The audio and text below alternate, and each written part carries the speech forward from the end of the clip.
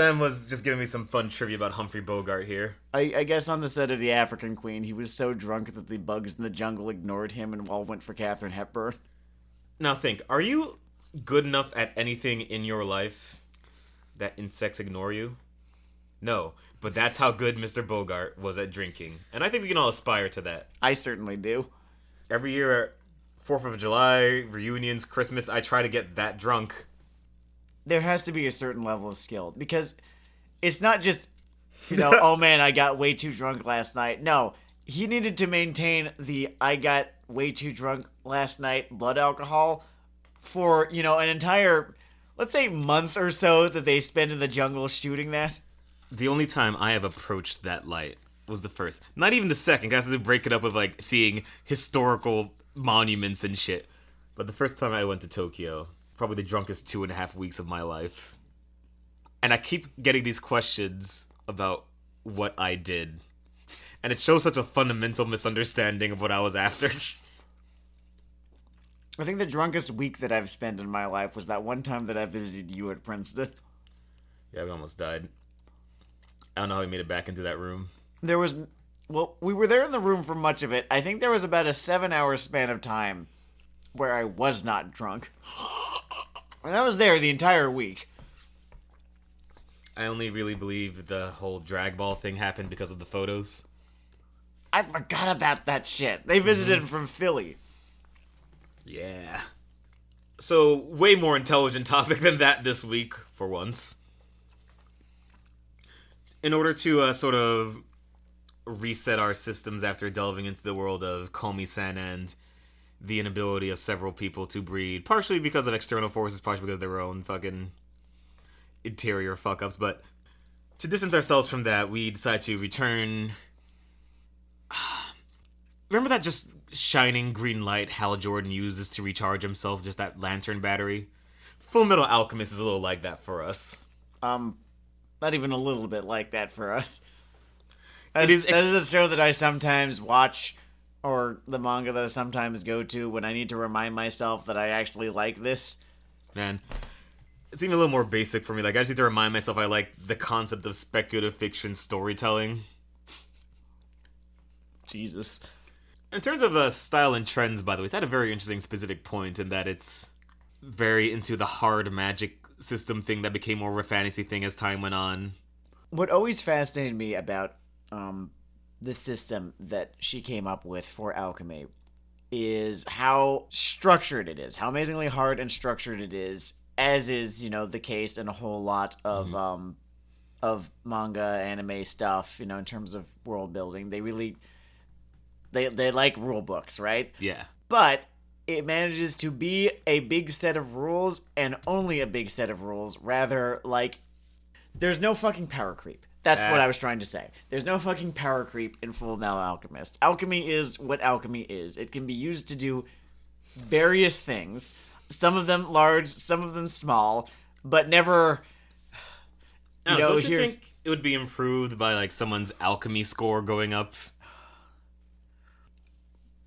Yes, there's never that. There's never, some new fucking alchemist who's got, some fucking gimmick that they love to fucking wax poetic about, for, 2 or 3 episodes. Really long, poorly animated episodes that were not present in the manga.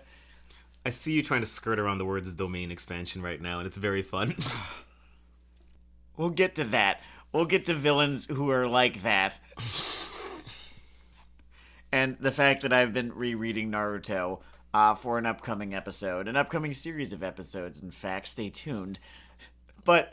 Oh yeah, for those of you who enjoyed the ritual execution of Legend of Korra, That was 4 episodes. This one's going to be, by my count, 10. It is going to be pretty much an entire season of this podcast, if we did in fact break them up into seasons, which I do not think that we do. They are broken up into seasons when I laze out of editing for some time and say, a new season of Weeaboo Hell is starting, everyone, upon return, which happened once.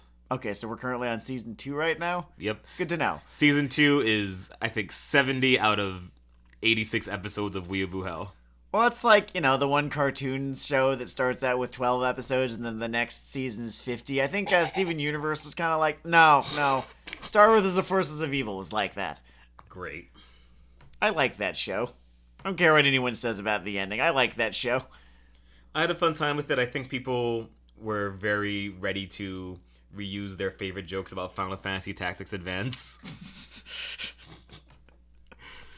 Where first off, those jokes worked way better in Final Fantasy Tactics because they just had the clean link of get back in your wheelchair, Newt.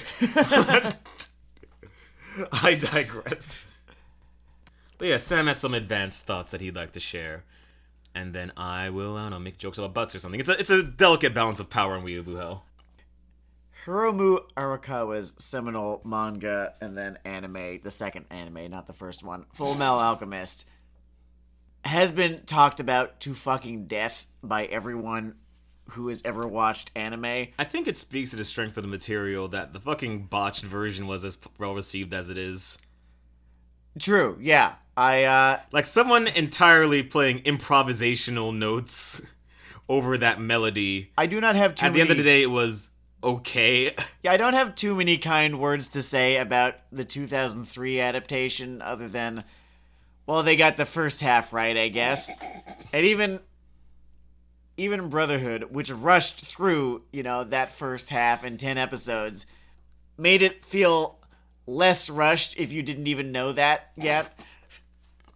That is a thing, that is a thing. I remember it being so long in between the 2003 Fullmetal Alchemist and when I watched Brotherhood that I didn't actually notice that they were kind of like, okay, yada yada yadaing, that first, 20 or so episodes. I had finished undergrad when I watched Brotherhood.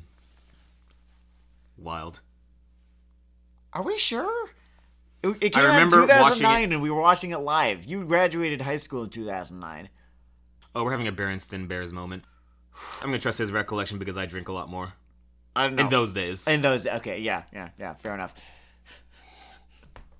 I might have been there going, I really hope that Ed can get his elbows back. He gave up his elbows for his sister. It's very important. When it comes to drinking, Dennard is Barry Bonds and I am Albert Pujols. I'm trying to beat it.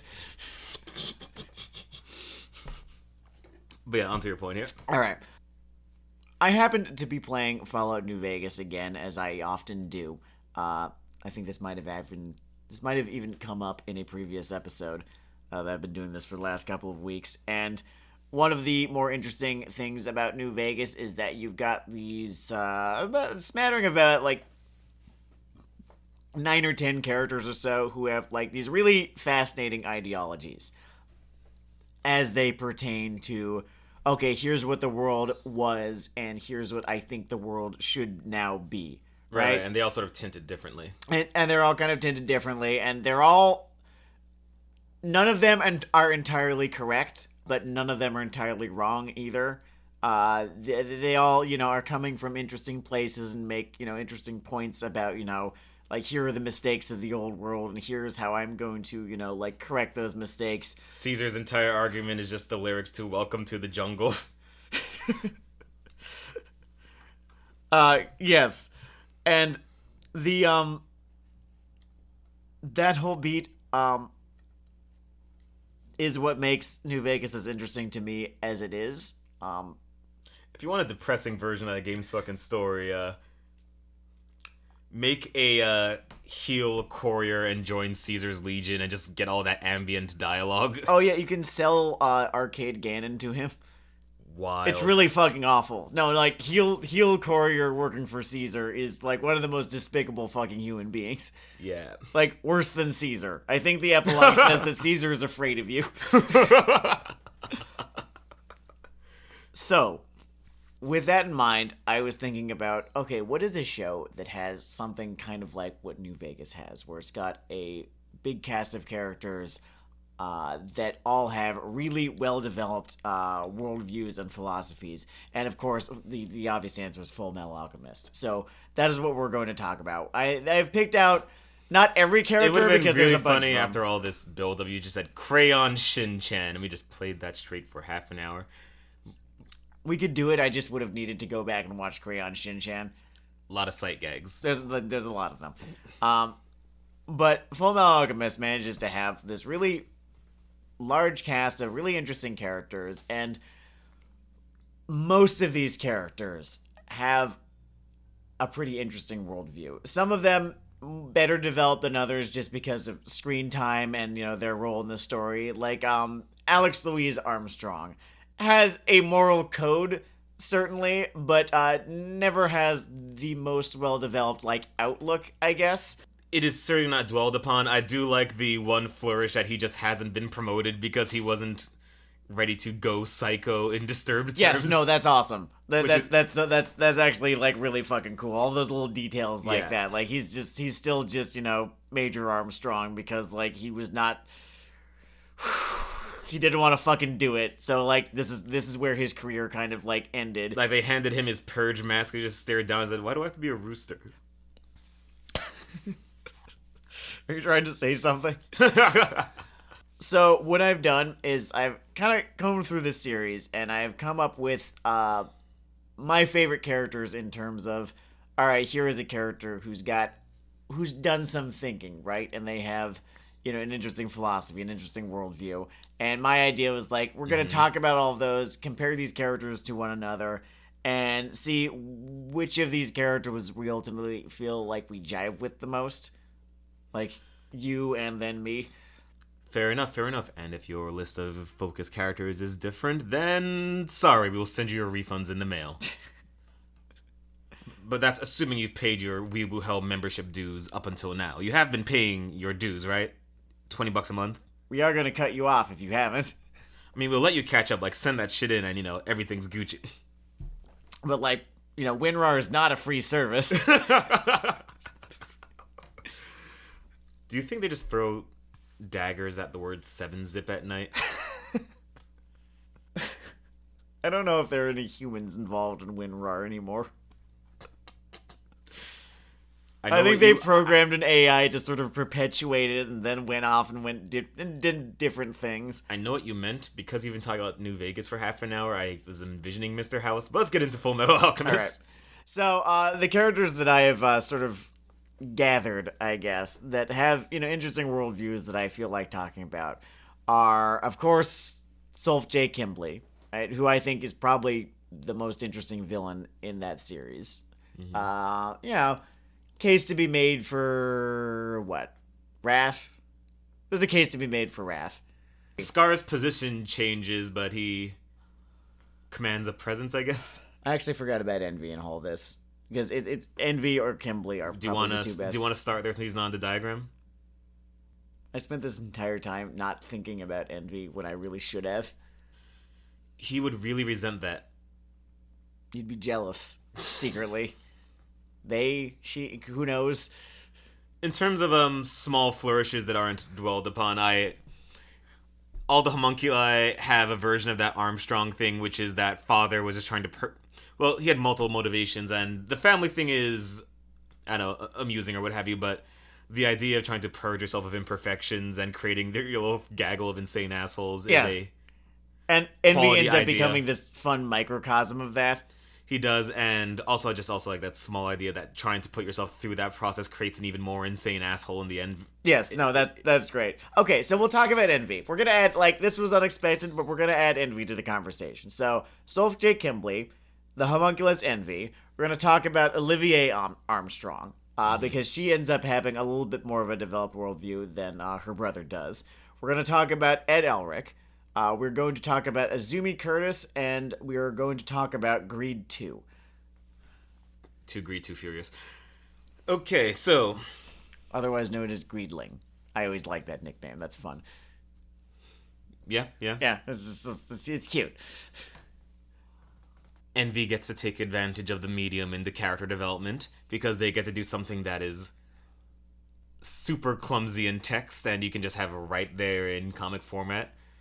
In which this person who is super into themselves and their superiority on the inside is ugly like me.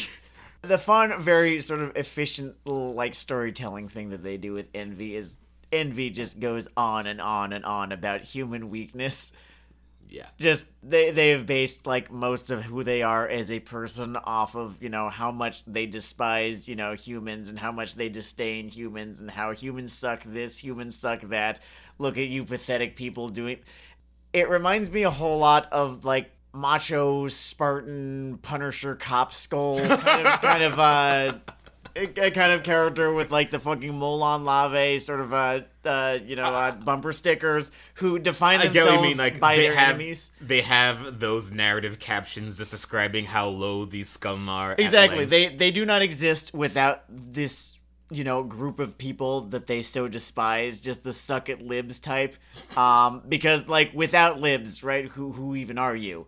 You don't really exist. You sort of exist as a sort of anthropomorphized opposition, right? And Envy very, very deep down knows this and hates themselves about this, or hates this about themselves and hates themselves because of this, and of course takes it out on, their victims. A very simple and efficient character, and kind of just one of my favorite, like, at least as far as the emotions are conveyed, just sort of heals in this entire series. Mm-hmm.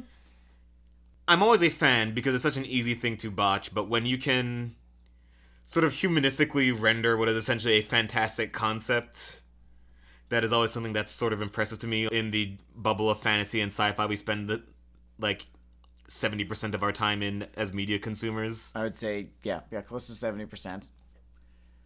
It's such a simple thing, but the way this person lashes out because they just feel small on the inside all the time. Like, my favorite just manifestation of this actually wasn't the Mustang fight. Which is a great fight. But it was actually when Ed and Ling were trapped in that void with him, and he immediately just goes, "We're fucked, nothing matters, just kill each other." And maybe in my own flaws in this world, I can just appreciate that micro-catastrophizing breakdown. Oh, yeah, because Ed's like, no, slow down. Nothing matters, Wolfgang. we will get to Ed and how much I adore him as a character, as though I have not spent a good, probably combined 2 hours or so on this podcast talking about how much I adore Ed as a character. He's really taken up your third place seed behind your Jaegers and Aznables in this hill. He might actually be the first place seed. I've just spent more time talking about the other two. We'll see. Oh man, we're gonna like the Weeaboo Hell, like, fanboy gushing invitational. New episode idea. Okay. We'll do it at some point. But in terms of Envy, there is this theme that runs through Fullmetal Alchemist that is not one of the main themes, but it is a theme, which is like this sort of theme of personal inadequacy and feeling kind of incomplete, right? So that is, Ed is without his arm and leg, Al is without his body, people who are incomplete, right? Or see themselves as incomplete. If you haven't caught on, she's very into literal physical tags of these things. Exactly. And here is Envy, who is a personification of this particular theme. The theme of, like, I have been created incomplete. God left me unfinished, to quote a now former YouTuber. No, I think that was actually iDubbbz who said that. Oh, I thought that wasn't Filthy? Well, no, it was a Filthy Frank video. It was not him who delivered that line. And so, Envy thus becomes this sort of fun mouthpiece for this idea, for this theme of there is something fundamentally incomplete about who I am, and nothing can actually be done to fix it. Or what has to be done to fix it is so monumental in the effort that it would take. For instance, like, not having one's arm. In real life, you can, there's prosthesis and stuff, but you can never actually have your arm again. Yeah. And so the condition that Ed and Al find themselves in, where they are without, limbs and their entire body in Al's case, ends up like a kind of fun metaphor for that idea, where, like, something about me is so immensely wrong and not there and incomplete, and, like, how do you expect me to be able to find this about myself? It's not fucking there. And, what am I to do except hate other people who have that, and that is what envy is. And we do learn that the way to cope with that condition is not to spark an interesting civil war. You probably shouldn't. I mean, nice resume packer, but not. Yeah. I drink. That's it's not the most creative of solutions, but it's been working pretty well for me so far. So just drum my fingers together in the darkness. Just mumble the words soon. That is what I appreciate about Envy. And what I love about Envy's philosophy is how it goes fucking nowhere. Like, there's no catharsis attached to it. There's nothing that resolves the actual problem there. So it ends up being a very bad philosophy. It gets him very crispy.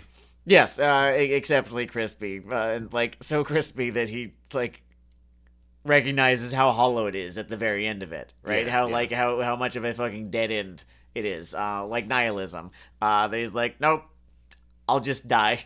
Oh man, just pulling out the stone is such a... Yeah.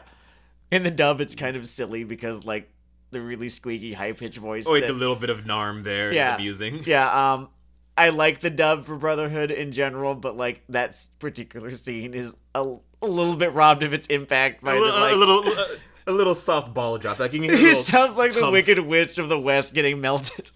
I'm melting! So, there's greed and how fun greed is in in terms of, their outlook on life. Not just how, like, they act and how they are and, how, like, the fun sort of, like... I totally skipped over the whole shape-shifting thing and how that is just, like, a whole fun metaphor for, like, I hate myself, I wish I could be literally anyone else. Hopefully, those of you with the attention span to listen to a podcast fucking episode this long can stitch that one together. Yeah. But yeah, you're getting to greed. Well, getting off of greed. Now, Kimberly ends up, I think, his philosophy, alien though it may be, is not a dead end. At least not to him, the way that Envy's is.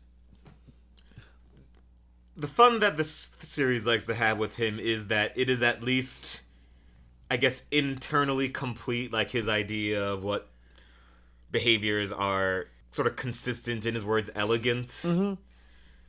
He seems to like the idea of things that stick to their assigned role in the world, like doctors are meant to heal, soldiers are meant to kill, and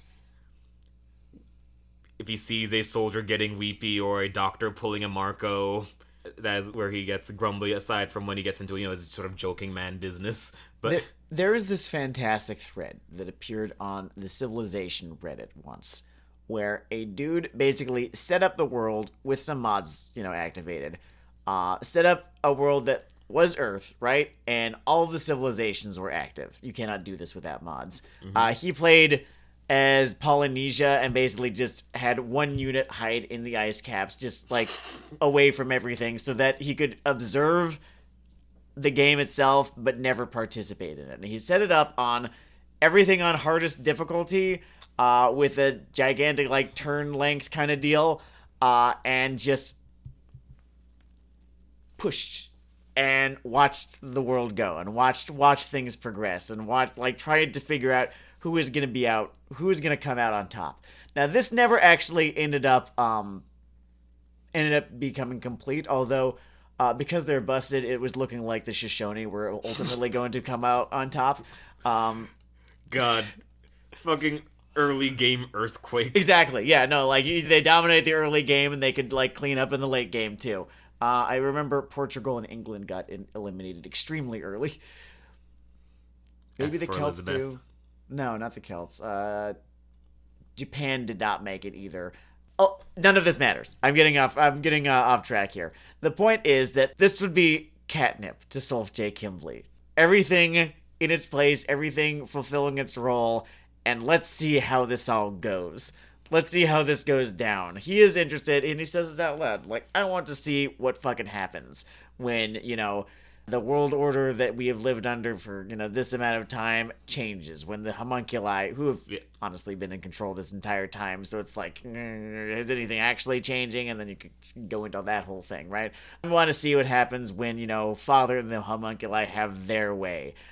And I want to see if they can, even. I want to see, like, your best up against our best, or really not our, but their best. And, right. Here's me, just having a ball this entire time. Oh man, what's that Weird Al song? This Is the Life. Exactly. It's if money can't buy happiness, I guess I'll have to rent it. It's kind of a inversion of the Ling-Greed relationship, and just him getting subsumed into pride, and how, I mean, obviously it's just a textual comment on here is someone who's basically looking down on the entire human experience. Of course, he gets subsumed. Plot text level, I do enjoy how thoroughly and critically that dicks Mr. Pride over, but That was fun, yes. One thing that I always thought you're behaving inelegantly. One thing that I always thought was fascinating with Kimblee was that how amazingly how much time he seems to have been thinking. I mean, he had no shortage of it, about the taking of life. Mm-hmm. He is not, Barry the Chopper, who just kind of takes life really without thinking about it. Barry the Chopper is pretty much just a B-roll of horrorcore lyrics on loop. Yeah. He is actually very, deliberate about it. He knows exactly what it is, exactly what it means, exactly what he is taking from people, exactly what his place in all of this. And, he gives, in the backstory, Hawkeye the best advice that she ever receives. Never forget the people you kill because they will never forget you. And, it gives her a better respect for the work that she does. She's a sniper, right? Yeah. She's done having illusions about what she does after he talks to her, and I always really like that a whole lot. And he has no illusions about what he does. He just, the difference between the two of them is that he's not really doing it in service of anything other than, his own sort of wouldn't it be fun if we did this kind of deal, right? When you lay it all out like this, I am just really impressed that he is not a terrible fucking character. I can see in my head Jared Leto's Kimblee. He even kind of fucking looks like him, too. Right? It was years and years and years before Suicide Squad. And even a little of Jared Leto's Kimblee leaked into the 2003 anime. It's fascinating, actually, how that happened. And I guess there's a very fine line when, I don't know, you just sort of enter with this character who read, the first half of a Nietzsche book. And how you render that, and what is sympathetic and non-sympathetic about them, and I guess it's her consciousness of that sort of, to borrow the TV tropes thing.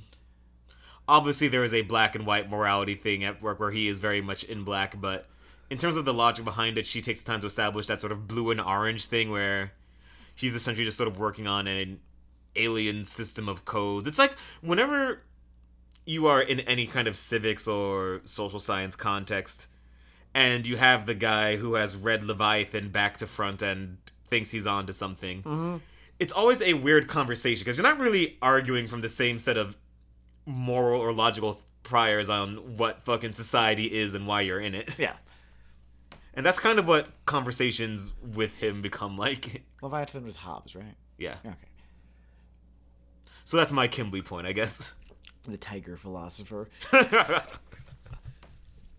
I think my favorite moment with Kimblee, and there's the fun one where he's subsumed into Pride and ends up damaging Pride as a result. That's a fun one. It's a lot of people's favorite. My favorite is just a 3-minute long scene that he has with Winry, where he drives her back from Briggs down to the train station in the village below. And he just tells her about how he knew her parents and how he respected them immensely and how she should be proud of them. And then he wishes her well and sends her on her way. And it's this, this character that you've sort of come to know as this, psychotic, maybe slightly joking man type. Sort of, there is something about him that is not just, I really don't want tryouts. Yeah, I don't want to use joking man as a shorthand here. There's something about him that is not just driven by psychotic urges. It's actually one of the best cues you get that he is absolutely not driven by psychotic urges. There is gears there inside of him that turn, right? That have rules, not so much rules, but that have there are things that he actually believes. Yeah. And that is what makes him as interesting a villain as it does, is because if he didn't believe anything or he believed actively in nothing, that wouldn't have been as interesting as who he actually ends up being, which is this sort of weirdly, not lawful evil exactly character, but like a character who is I don't know, how would you describe it? I mean, I mentioned the orange and blue thing because he's basically someone with an internally sort of coherent idea of what is okay to do. There is a belief system there, I guess. And it is moving diagonally with our vertical line of morality here. And that is why he's so fucking fascinating to watch. Why he's so interesting to watch. Oh, that's the first geometric moral metaphor I've made in my life. The first of many, perhaps. All right. I think I want to go into Ed next. I think I want to save Azumi Curtis for last because she ends up. We'll talk about Curtis. I want to talk about Ed. And I specifically want to talk about this thing that a whole lot of noise is never made about. But I've mentioned it before, even on this show, which is the fact that Ed does not kill anyone in this series, not once. In a series that is, like, a lot of people die in this show, right? It's true. Both incidental and named characters. This series is never really shy about killing people, and this series is never shy about the good guys killing people. Ed refuses to do it, just out and out. I remember being amused at the number of... Because normally when you sort of get the sort of horrorcore character, they never really do much of their thing on screen. The number of incidental kills Barry got to... I remember he got to just lop off... Oh, yeah, just like a whole bunch of like, oh, God, why? Like, He didn't do anything. I don't know what it is in her contract. They just said, like, okay, if there's no arterial spray, it doesn't count. It's still shonen.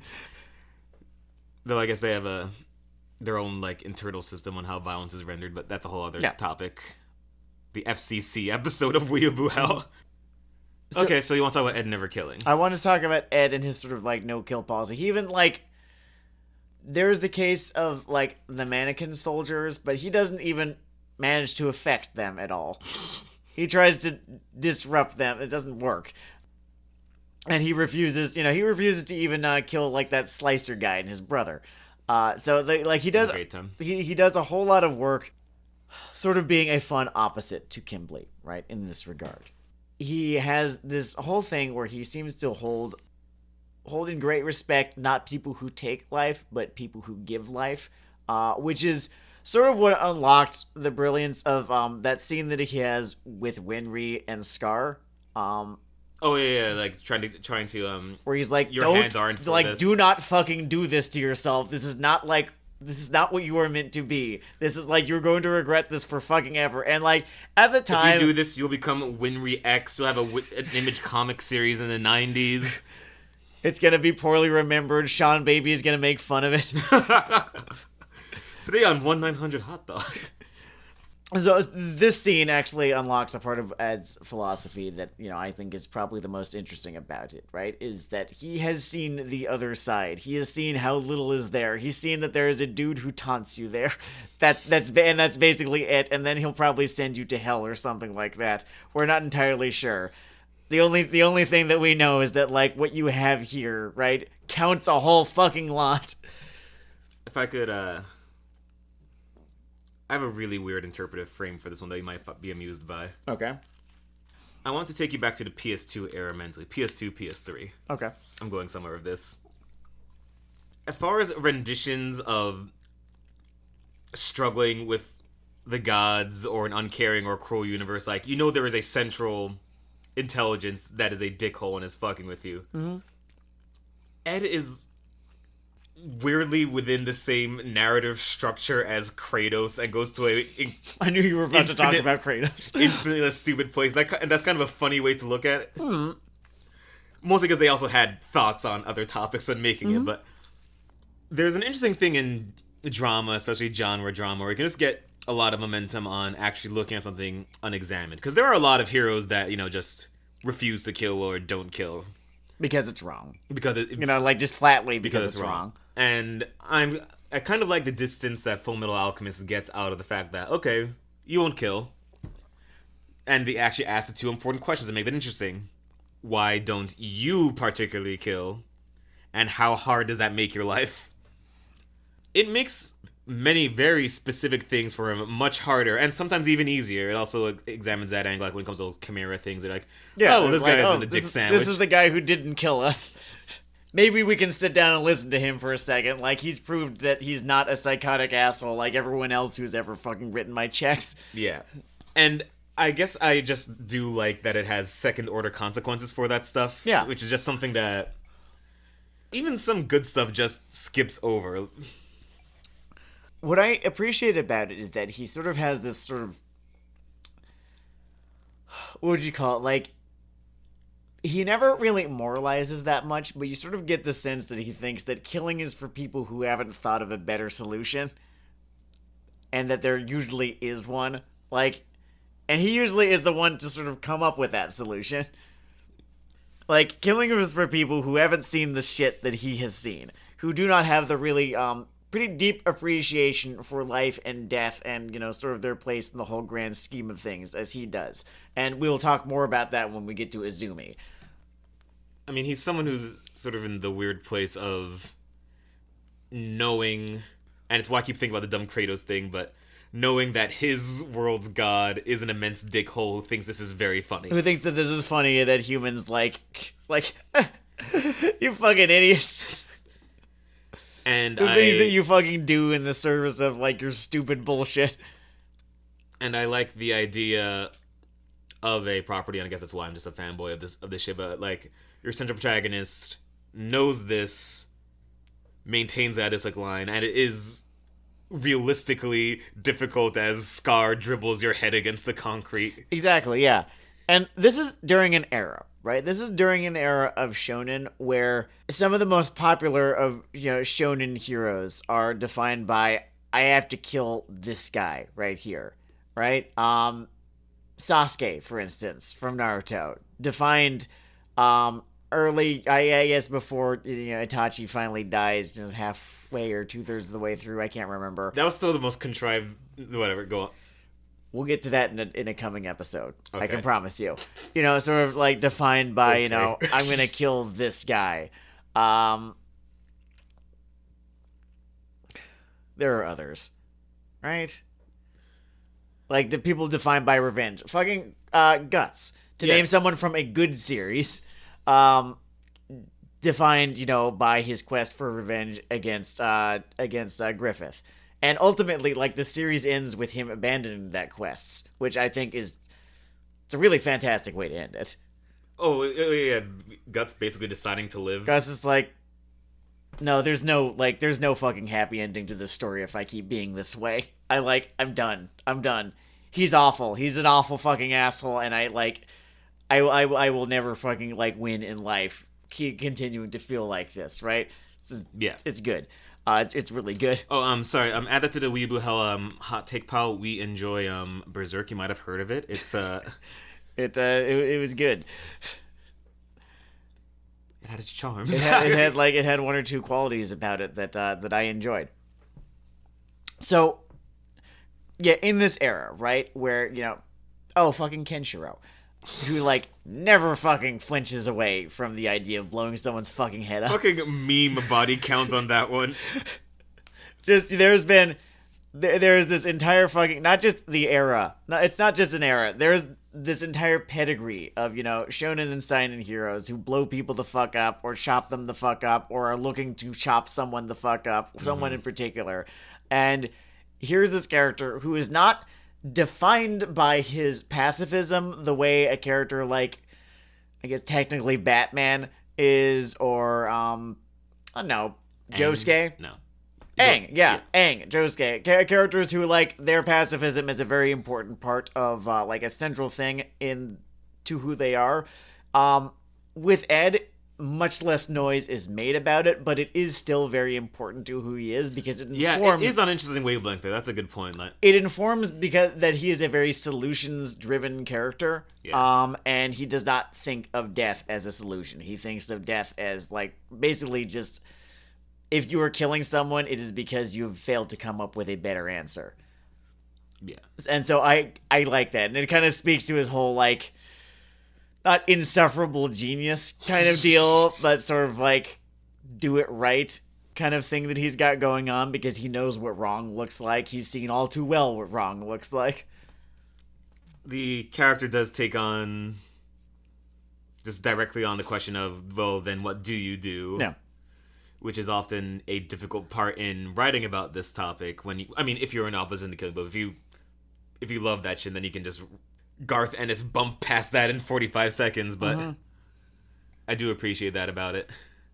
Moving on from Ed, we've got General Olivier Louise Armstrong, who has got this at the outset, right? Her whole philosophy is survival of the fittest, right? If you are a lot of amusing posing around that.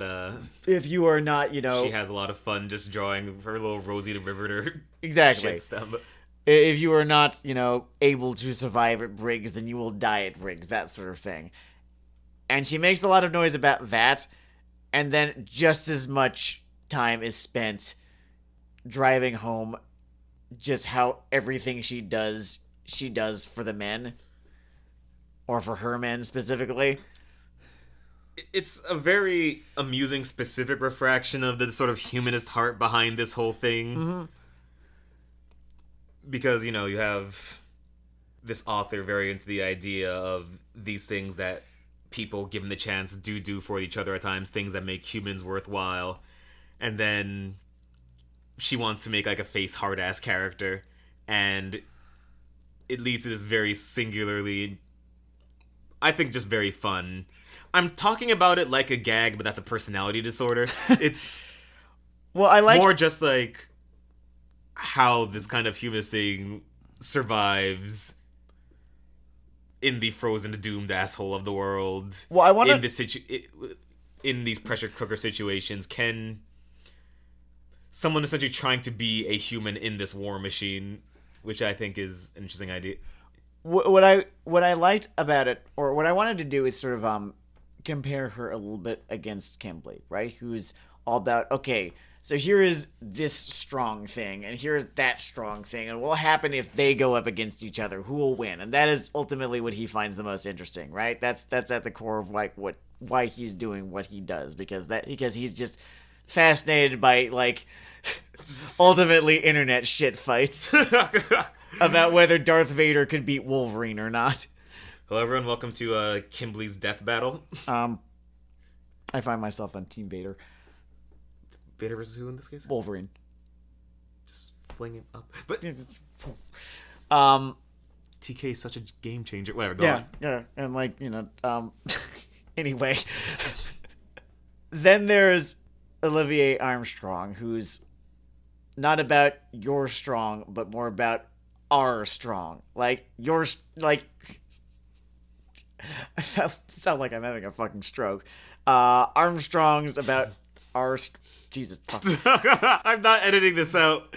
The idea being that, together, right? As a unit, like, you are the strongest, and so are all of your colleagues, right? Otherwise, you wouldn't be here. And together, we are now the strongest.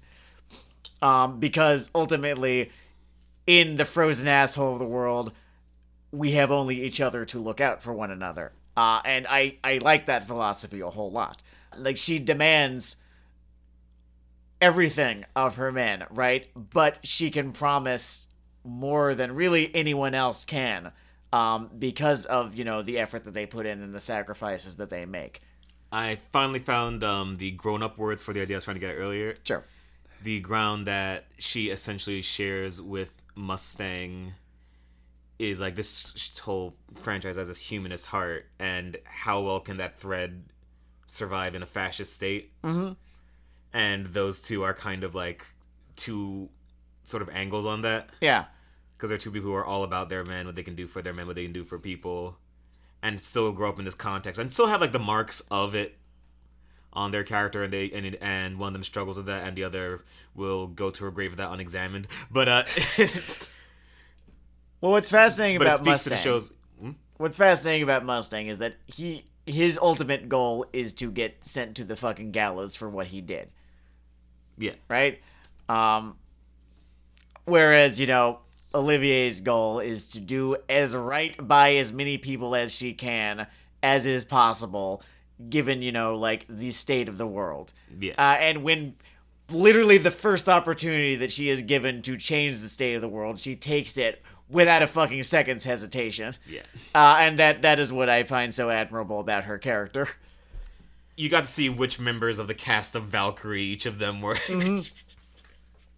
One of them even ended up, well, not with an eye patch, but blind. Yeah. Which, you know. I feel like if she was involved with that, then after that bomb failed, she would just be hitting Hitler with a chair. She pulls out her fucking gun. Like, fine, I'll do it myself.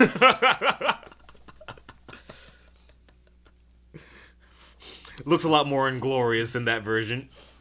That is something that, yeah, no, I fucking love Olivier. And she has, like, this... The one place where you can sort of tell that this was written in, frankly, by a character who is not from the United States in the era before Ferguson, is the character of General Miles within Armstrong's Briggs Brigade, who's like kind of, you know, like, well, they did absolutely massacre my people, unapologetically. No one was dead. No one ever answered for it at all. But, you know, maybe I can prove to them. There is definitely a gap in conventions. A little bit of one. I think that is perhaps that, and I think the Sakura Gags that occasionally show up in Fullmetal Alchemist, and they're not too frequent, but they do show up, are probably the points about the series that aged probably the worst. I'm trying to remember the Sakura Gags, actually. That one character who kind of shows up towards the end of the series, who becomes like the new Fuhrer after Bradley, just casually engages in it, and he's like, it's kind of thought of as like this hilarious thing about. Mustache guy. Yeah. That, and I guess there was the one automail engineer who has a sort of camp thing going. Oh yeah, optics not fantastic. Optics indeed, but nothing is ever flawless. So. See, that's the whole, like, we have to be fair about this kind of thing, where, like, the Miles character, in retrospect, does not work as particularly well. The Miles thing is interesting. When it comes to Fullmetal Alchemist and race, it's so, I think, focused on maybe more, we could call it the basic broad strokes issues that we sometimes forget, in terms of where we put our Amnesty International type of attention, of genocide bad, systemic ghettoization bad, that... I guess this figure who is... The things that are wrong with him are not a privilege for a society to be contending with, because it's still just a shit thing. But her concerns are so much more on just the broad, maybe we don't have to purge wide groups of people for no reason. Maybe we don't need to invade entire parts of the world for no... I swear, why is it Bush in The Hague? God, what the fuck is this bullshit? Why is this man dying of natural causes? On purely philosophical grounds, yes. I mean... Madame Le Guillotine calls for cowboy blood. Hi, this is a Weeaboo Hell. It's a politically neutral podcast where I say things that can be taken against me in future publishings. The Secret Service can fuck off right now. Go away. Go on. I'm in a fucking one-bedroom apartment with no... Like, what the fuck are you expecting me to be able to do? Yeah, just me here with all this yellow cake uranium. You mean, like, $700 of booze? Yeah. I'm not fucking throwing that. I spent way too much fucking money on it. We were all very sad when Colin Powell died. Devastated. Okay, we can... Before we bury ourselves here... Bob Dole thinks that Bob Dole should have probably packed a t-shirt. It's a little bit hot down here.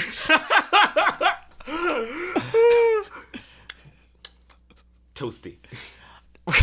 Alright, moving on from Olivier and the issue with Miles. Doesn't age well because it's got that, not that model minority, but... Well, it's just sort of like, well, I was beaten by the cops and then I became one. Yeah, there we go. There it is. Miles Eric Adams. Probably less embezzling. To imagine. I don't know what there is to embezzle in Briggs. Raw Philosopher's Stone material. Okay. Okay. All right. So with that, we're going to move on to the character of Greed, and I want to take it back to my favorite scene from Vinland Saga. So Discrimination? yeah, All right. we're gonna talk about that scene because it's fucking amazing, and I cannot get over it, even like 2 years after I've seen it. All right, so, there's a manga called Vinland Saga, which you should have put your filthy pawns on it if you've listened to half an hour of an anime podcast. It is a show about the futility of violence, ultimately, and there is a wonderful scene, which I have described on this podcast. I'm thinking, maybe I can't remember. You have. I have, where this sad boy priest who has lost his faith because of all the horrors he's seen. Just being alive in that time period. It's not a good time. It's just really a bad time, and it's only going to get worse because I'm pretty sure this precedes the Black Death. I'm pretty sure that it takes place in a time a couple of centuries before the Black Death. Boy, oh fucking boy. The first time someone coughs, you're just gonna get that hair standing on your neck. Mm-hmm. So Unlike now when someone coughs, it's positive. You have, the young Prince Canute mourning the death of his surrogate father. The topic of love comes up, and this priest points to a dead body on the ground and says, that is actually love. Anything that humans feel towards one another is just a form of discrimination, where where the target of your discrimination is everyone except the people that you have quote unquote love for. Yeah. But here is this body on the ground, face down in the dirt, ready to feed the animals, return to the earth, and anyone who wants something from his corpse can have it freely. He's not going to stop them. This is the purest form of selflessness right here. And so here we have Greed, who on the other end of the spectrum is thinking, yeah, but like, to what fucking end? Greed is a very just simple, well-rendered flip of expectations where it just basically ties a type of positive greed to what it is to like and enjoy people. Like and enjoy, to want things. It is, in fact, a good thing to want things. It drives you forward in life. To want, and it doesn't even have to be, like, money or material things. Like, greed, in the way that he describes it, is a want for happiness, for love, for other people to have, something. Go ahead, you have something to say. And it sort of cycles back to that idea that the dwarf has made itself just more of a crazy asshole by trying to cut out these broad chunks of the human experience. Exactly, yeah. Which is interesting. Rereading Fullmetal Alchemist was actually interesting this week because I was looking at the greed thing because I figured either we were talking about him or you were just wasting my fucking time. And there's an interesting overlap with two different quality levels because I'm about to dump on something again because I'm that guy. Mm-hmm. But I read Dr. Stone on a plane ride where I was on that plane for like 2 days or some shit. Was this back from Japan? Yeah. And I remember being annoyed by what is fundamentally the same argument, but how you phrase it sometimes just is everything. But there's a character named Ryusui who, the whole premise of Dr. Stone is that, like, the world ended, people are preserved, people are brought back in such and such order. Mm-hmm. And they have hit the point... did it actually end? It really just paused. Yeah, okay, yeah. The world skipped scene. They started in the great inconveniencing of human civilization. In the interim, they started building airstrips on women's heads. So, but the point about this whole Ryusui character is that there's this world between their eyes where he draws women weird. They look like fish. Bug-eyedness aside, we have this world where, like, the ills of capitalism have been reintroduced, and they had been sort of fighting this one guy over that topic, right? Mm-hmm. And that part's actually interesting, but circumstances come where do we bring back this one young industrialist who's the greediest person on Earth? And they do, and there's actually some positive results. And it's like, every page he just says, like, the line, like, as the world's greediest person, I want this or that, and, like, I treasure my friends, whatever. And it's that same positive greed idea, which is why I was thinking about it while I was reading Fullmetal Alchemist. Mm-hmm. And it really helps in exploring this idea of positive greed, that he's not fucking annoying. Well, that's the thing with shonen sometimes, is that instead of actually having a character with a nuanced and well-developed worldview, they will have a character who, like, has attached themselves to one particular concept, right? Yes, and that they is will wax poetic about that thing long past the point where it stops being interesting. Yes, because the guy's like this whole just eternal gag of just saying, "I desire this." Yeah. And I'm like, are you a Furby? Are you all preloaded dialogue? What's wrong with you? And I guess all characters are Furbies in a way, but is it a good Furby, or is it like one of those first line ones? There were no good Furbies. Do they still make Furbies? I kind of want to get you one for Christmas now, but I really fucking hope they don't.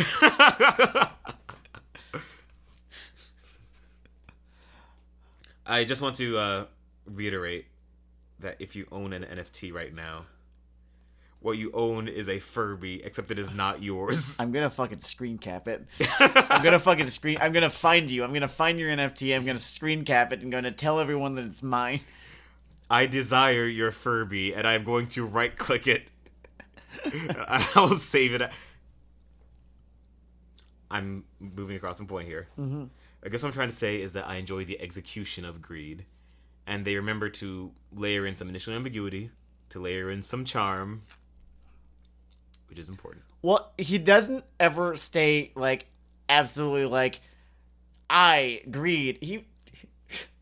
The fun thing is that he does actually say that sometimes, right? He will, Right. remind people of who he is and what he's about, but he never, he always ends up to be a little bit more multifaceted than that. Because he's competing with Ling a lot of the time, right? Yeah. Who's got this whole, like, nah, you're fucking wrong, dude, kind of deal to him, and whose influence ultimately evolves his worldview, right? And even before his worldview becomes that evolved, he's not stupid. He's not rigid or anything like that. He just sort of knows who he is. He's like, yeah, greed can be a really good thing. Greed is what makes you want better things in life, either for yourself or for others. Greed is what, is your drive to protect something. You want that thing to survive. You want that thing that cannot defend itself to survive, and you want to protect it, right? It's like he lays out a pretty good case for, like how love, right, can in fact be selfish, and this is not necessarily a bad thing. Right, and like it's what makes him originally one of the only homunculi of the stones to break off. Exactly, yeah. It's because I don't know, it's sort of like he thinks his way out of the sort of like trap of father's, sort of what would you call it? Stagnation. Yeah. Like how amazingly like stagnant father's mode of thinking in his particular philosophy is. Which is Just like, I am better than humans, and that's kind of like where it begins and ends. Yeah. And like we see, that expressed in envy, as we were discussing earlier. Envy, sort of a double beat with pride towards the end. Yeah. God, that'll be too much Dan Harmon in my fucking DNA. Was this something on one of his podcasts or something? There's also Rick and Morty jokes. I could just go and kill myself after this too, but I'll do it. I will not kill myself after this podcast. I am 80% psychologically stable, and my disorders go in other directions. I am... Okay, so we were talking about fandoms earlier today because the inimitable Anne Rice passed away a couple days ago. Yeah. And she, quite famously, basically told anyone, if you write any fan fictions about my shit, I'm fucking coming for you in the night. Which, I love that. I love everything about that. That's great. She's like a DC Lord of Order. Anyway, as far as fandoms go, I'm pretty certain that the person who invented NFTs was a member of the Rick and Morty fandom. I can almost fucking guarantee you that those two things overlapped. Would you like a dark glimpse of the future? No, I've gotten enough of those lately. We're moving on. Hype. You know what? I'm just gonna let that punchline, like a butterfly, just float away into the ether. It's good. Learn to let go of things. It's helpful. That is not my strongest skill. Got Well- a lot of greed and discrimination. Well, now you've got it. Now you've got something to work on, I guess. We're gonna talk about Azumi Curtis because we're coming towards the end here. And Azumi Curtis, spoiler alert, is a cipher for Hiromu Arakawa. That is what I finally figured out. I have a bad habit on this podcast where sometimes I will make a mock dumbfounded expression as a joke intended as content for this podcast that conveys nothing. Unfortunately, you can only hear us. You cannot see us. You cannot see the brilliant physical comedy that underpins everything we do. I grew up watching cartoons, and so, like, in a sort of monkey see, monkey do kind of way, I often sort of what would you call it? Over emote sometimes in real life in ways that weird people out. Because I'm just like, I don't know, man. Like, my role model growing up was Bugs Bunny. Look, man, he's just communicating in a very cow and chicken manner as normal people do. Yes, they do. But Azumi Curtis.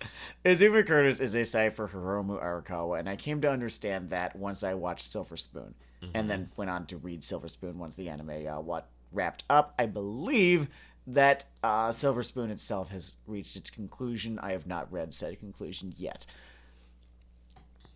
Arakawa, just for context, grew up on a farm in Hokkaido. And farming in Hokkaido is a very different thing than farming in like the United States, like the Midwest, where you've got like these gigantic fucking mega farms, right? Right. You have family farms in Hokkaido that exist on this fucking margin that is so goddamn tiny that one bad harvest or one bad year will fucking destroy everything for you. She has thus this really fucking deep appreciation for, you could call it like the cycle of, I don't know, like, I don't want to say the circle of life, but sort of like the grand order of things. I mean, there are some basic universal ideas in this world. I don't think you need to be too ashamed that that's part of this whole thing. It's part of her whole thing. She has an appreciation for basically rural domesticity that she appreciates it as much as like Tolkien appreciates broadswords. Yes, fair enough. Yeah, she has a this appreciation for the grand order of things and our very small yet important place in them, and how, you know, sort of what is like the most important couple of words that are said in this series. It's like all is one and one is all, right? All is the world and one is me. I am the world is me. I am part of this, it is part of me, right? That is at the very center of what Fullmetal Alchemist is about, and ultimately what Silver Spoon is about. It's basically the same series when you strip away all the, you know, like, when you strip away everything but its bones. Its bones, the Silver Spoon and Fullmetal Alchemist are basically the same show. They are all just about that concept right there, like sort of like finding your place in the grand order of things. Not so much in a fatalistic way, but in a sort of like, you need to sort of appreciate the way that the world works because it is hubristic of you to assume that like you are outside of it. Very well observed. I have a dumb point for you. Sure.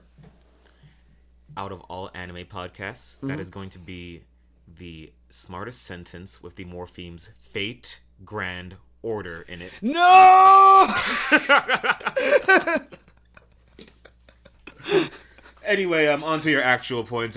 Yeah, and I guess a lot of these things, a lot of the core conflicts internally and broadly are just based on misunderstandings or imbalances in this idea of one being all or all being one. Like the entire envy, pride thing is this disdain or rejection of things outside yourself, as if there is nothing of yourself. I mean, why do you think she's always introducing herself as just a housewife all the time? It is an expression of humbleness, right? It is. Yeah. She is the opposite of father and his hubris, right? No, I'm not anything. I'm just a housewife. That's it.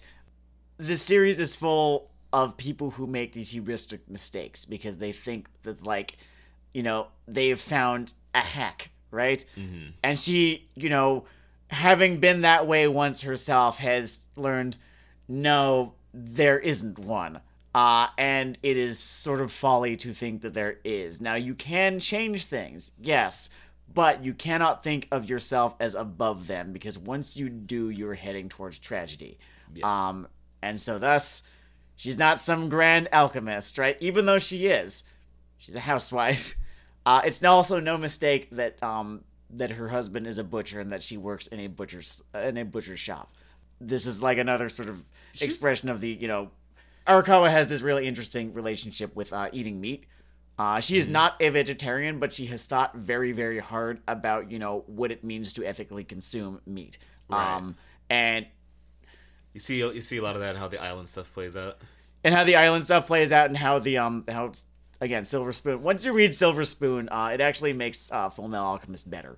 Cool. Because you've got the protagonist of Silver Spoon sort of having to develop this philosophy that she has about eating meat from scratch, is that you need to fucking respect the thing that you have killed so that you can live. Right? And that you do not necessarily, even in this day and age, need to consume in order to live. You owe it now that much more respect. And so that is like kind of what the character, I believe Hachikin is his name, has to like develop from the ground up. When he, there's this great arc where he has to raise a pig from a piglet, and this pig is then slaughtered and then turned into bacon. It's a really great arc. Anyway, the fact that, Sig is a butcher, right, and that, she works with him in the butcher shop is something of a, kind of like wink, wink, nudge, nudge towards, like, or rather just a literal, part of the metaphor, like a physical part of the metaphor of what her character is and what is at the center of her character, which is like, it is a cycle and you have to have respect for it. Have respect for your place in it. I would say that is very well put. Mm-hmm. And you have redeemed us from Fate Grand Order. I didn't fucking notice myself saying that. It's the hideous thing about how my fucking brain works. As far as the construction and placement of characters and mentors go, a fun comparison can be made to Yoda. Okay. And how Yoda embodies, like, the interconnectedness of things, how big things are small things, big things, and none of that matters. Mm-hmm. He embodies that. In that same, and he's like this humble figure. In the same way, she's like a humble figure who embodies this sort of wholeness and wheel idea. Mm-hmm. And that's just an interesting comparison. I don't have like a 3-page paper on how or why that is, whether that's even a intentional or subconscious citation or a non-citation at all, but it's an interesting overlap at least. One moment of hers that I really like a whole lot was when she never is more upset at the boys as she is when she learns that they attempted human transmutation, right? And she then basically says, you two are expelled, and it's her kind of fun way of saying, you graduate, you understand now. I hope you enjoyed the bottom of the human experience. Here's your diploma. Here's your diploma. Kind of like, and gives you like kind of a kick on the butt on the way out the door. Oh, man. Real educators were so involved. Mm-hmm. It's... Grumble, gripe. Actually, thinking through all of this has actually given me like a greater appreciation for Azumi Curtis than I have had, up until now. I might rewatch all of Fullmetal Alchemist in a little bit once I'm done rereading all of Naruto. Oh my god. I think... Do you want to do the pregnancy announcement? Is this our gender reveal party for... Well, we've been alluding to it this entire time. Alright, everyone. So, we talked about some of our favorite stuff recently. And Komi-san. And it is to set our psychological table for a project that I am super excited for and hate myself for ever suggesting. I think it was my idea. I hate myself for co-signing. I'm like Himmler here. Jesus. As a sort of companion to what we call the Coriad, we had our core episodes. We tried to break down what happened, why is it like this, what could anything have been done, and it's just fun to look directly at individual parts of it instead of sort of a broad sweep. Mm-hmm. We are dividing up the whole manga run of Naruto into I don't know how many parts. It's going to be, I believe, 10 parts. 10 parts, I think that's 70 chapters a piece. Yes, it is a 700 and something chapter long manga. Got to complete its run, unlike Bleach, in which we would just have to talk about it dying on the vine at one point. Oh no, if we did this for Bleach, it would literally just be jokes at Bleach's expense for about 6 or 7 episodes. Which is fun, but there might be another gear here. We'll see how it comes out. We are going to... The idea is that we do a history of Naruto rather than just spend 10 episodes dunking on it. That's not my intention. The rise and fall of the Naruto Empire. In fact, afterwards, I might even take all those files and, like, I don't know, sometimes, like, they're little isolated hardcore history tracks that are searchable on their own. I might try to do that, too. We'll see. Okay, let's see. But we are going to do a history of the rise and zombification of Naruto. Because it has never actually fallen. We've still got Boruto happening, but it's more of a Lich King kind of situation. Yeah, I would say so. And I think that's going to be a lot of fun. So before we do that, to remind myself I even like shonen action, here we are talking about Fullmetal Alchemist. The best one. Off the top of my head. And I hope you enjoyed it. All right. Anyway, this is Weeaboo Hell. And it is Weeaboo Hell. Bob Dole's Toasty.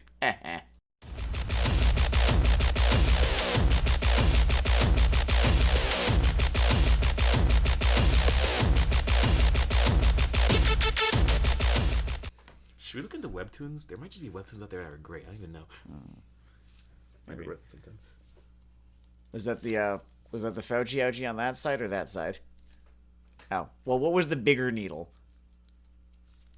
Okay, that was the Fauci ouchie. Okay. Okay, so